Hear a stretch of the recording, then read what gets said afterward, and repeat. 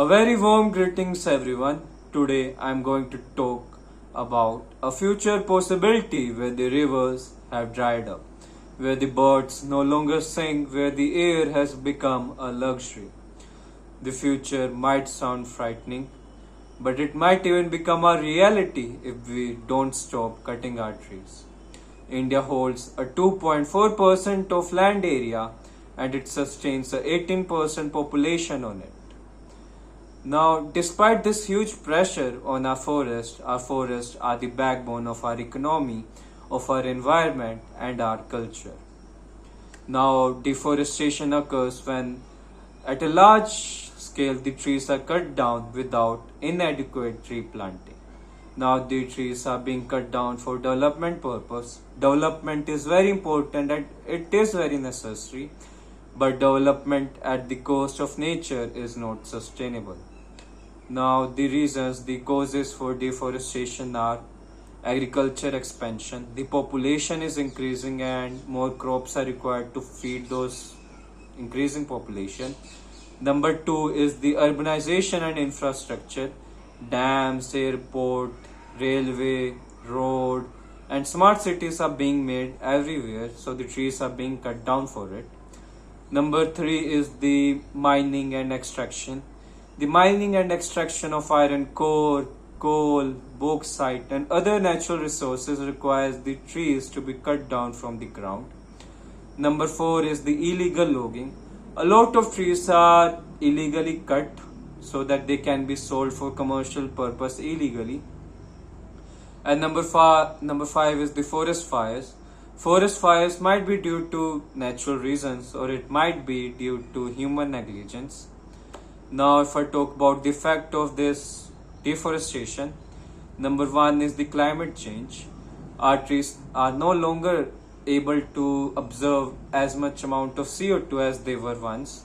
So, the global greenhouse gases are increasing, the global climate change is occurring, the weather is changing. Number two is the irregular rainfall.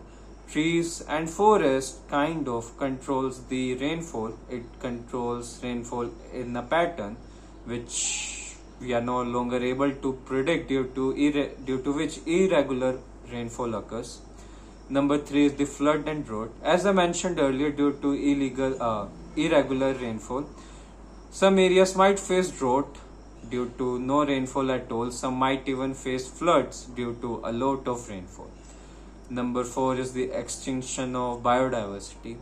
A lot of species of animals and plants, flora and fauna lose their natural habitat, which causes their extinction. Number five is the impact on human life.